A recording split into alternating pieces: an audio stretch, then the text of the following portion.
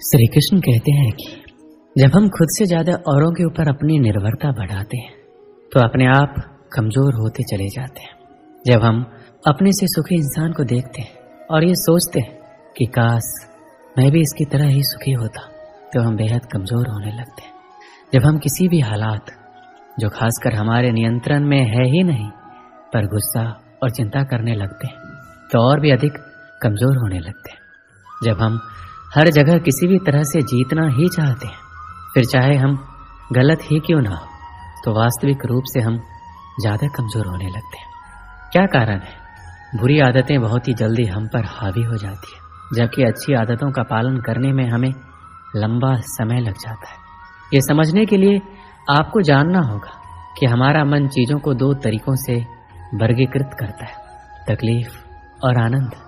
मन तकलीफ या कहें दुख से भागता है और आनंद यानी सुख के प्रति आसक्त रहता है। बुरी आदतें शुरू में आनंद अवश्य देती है, जैसे शराब पीना आदि, परंतु लंबे समय तक नहीं।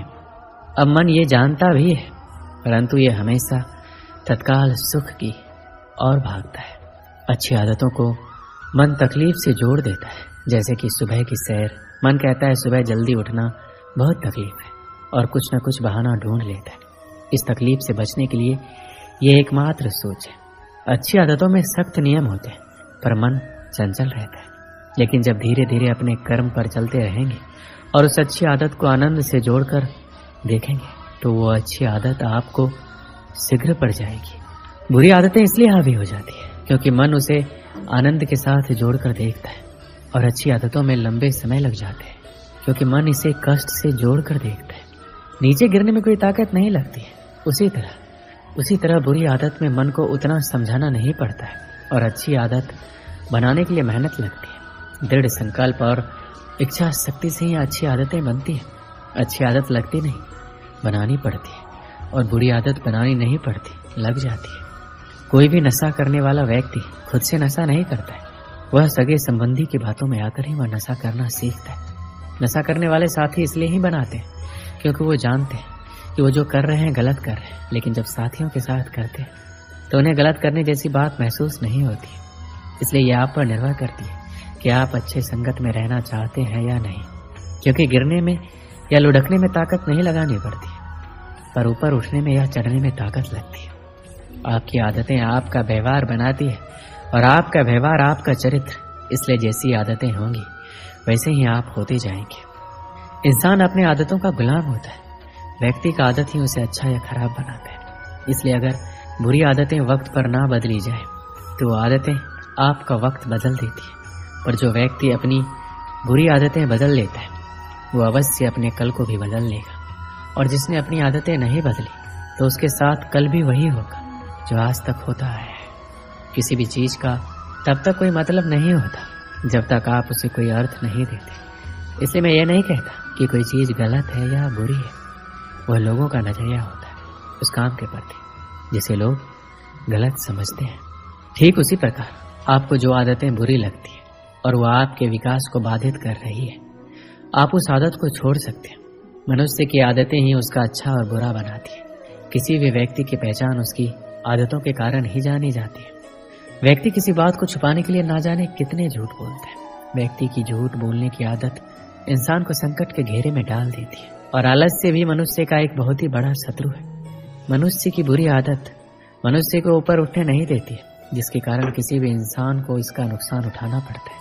अगर आपको अपनी जिंदगी में सफलता पानी है और कुछ कर दिखाने की ताकत है तो इन बातों को आप अवश्य ध्यान में रखिए। श्री कृष्ण कहते हैं कि स्वार्थी बनिए। परोपकार शब्द पुराणों में ही अच्छे लगते हैं। पहली प्राथमिकता माता पिता को दीजिए, बाकी दुनिया छल है। रिश्तेदारी में तीसरे व्यक्ति से अपनी समस्या का सुझाव लेना बंद कीजिए। आपके दुखी होने से किसी को घंटा फर्क नहीं पड़ता। हंसते रहिए, हर किसी को खुश नहीं रखा जा सकता। भगवान बनने का प्रयास मत कीजिए, मेहनत कीजिए। पैसा सब कुछ नहीं होता, लेकिन बहुत कुछ होता है। आप जो भी लक्ष्य चुनते हैं उसके प्रति दृढ़ रहे। हर किसी के जीवन में अपने लक्ष्य होते हैं। जब वो इसे प्राप्त करते हैं तो वो पूर्ण महसूस करते हैं। इस दुनिया में हर कोई जो सफल है अपने लक्ष्यों को प्राप्त कर चुका है। उनके पास अपने लक्ष्यों के लिए दृढ़ संकल्प और समर्पण था। आपके पास अपने लक्ष्यों के लिए भी यही होना चाहिए। कुछ योग्य लक्ष्य चुने, कुछ योग्य लक्ष्य रखें, बेकार की बातों से विचलित ना होए। आज की प्रेरक कहानी इस सीख पर आधारित है कि जीवन में संगति का असर बहुत ही ज्यादा होता है। ऐसे में हर किसी को अपनी संगति सोच समझकर चुननी चाहिए। एक बार एक राजा शिकार पर निकले। उनके साथ उनका काफिला भी मौजूद था। शिकार को ढूंढते हुए राजा और उसका काफिला जंगल से गुजर रहा था, लेकिन उन्हें दूर दूर तक कोई शिकार नजर नहीं आ रहा था। राजा अपने काफिले के साथ धीरे धीरे जंगल के अंदर प्रवेश कर रहा था। जैसे ही वो कुछ और अंदर गया, उन्हें एक छिपने की जगह दिखाई दी, लेकिन वो जगह डाकुओं के छिपने की थी। जब वो उस गुफा के पास पहुंचे तो एक तोता बोला, पकड़ो पकड़ो, एक राजा आ रहा है जिसके पास बहुत ही सारा सामान है, जल्दी आओ और लूट लो सब। तोते की आवाज सुनकर डाकुओं ने राजा की तरफ भागना शुरू किया। जैसे ही राजा और इसके अपनी तरफ आते देखा तो वो भाग खड़े हुए। भागते भागते वो कोसों दूर निकल गए। काफी दूर आने के बाद उन्हें एक बड़ा सा पेड़ दिखाई दिया। वो सभी उस पेड़ के पास चले गए। जब वो सभी पेड़ के पास पहुंचे तो वहां एक तोता बैठा था। वो तोता बोला, आओ राजन, हमारे साधु महात्मा की कुटी में आपका स्वागत है। आइए पानी पीजिए और आराम कर लीजिए। इस तोते की यह बात सुनकर राजा बेहद हैरान हो गया। उसने सोचा कि एक ही जाति के दो प्राणियों का व्यवहार इतना अलग कैसे। राजा बेहद ही असमंजस में पड़ गया। उसने तोते की बात सुनी और अंदर कुटिया में चला गया। वहां बैठे साधु महात्मा को प्रणाम करके उन्होंने पूरी बात बताई। उन्होंने पूछा, ऋषिवर, इन दोनों तोतों के व्यवहार में आखिर इतना अंतर क्यों है? साधु ने पूरी बात सुनी और राजा से कहा, ये कुछ नहीं राजन, बस संगति का असर है। जो तोता डाकुओं के साथ रहता है उसकी भाषा और व्यवहार भी डाकुओं जैसा हो गया है। वहीं जो तोता यहाँ रहता है उसका व्यवहार आदरणीय है, अर्थात जो जिस वातावरण में रहता है वो वैसा ही बन जाता है। ऐसे में व्यक्ति को हमेशा ही अपनी संगति को सोच समझकर चुनना चाहिए। दोस्तों, इस वीडियो में बस इतना ही। मिलते हैं अगली वीडियो में।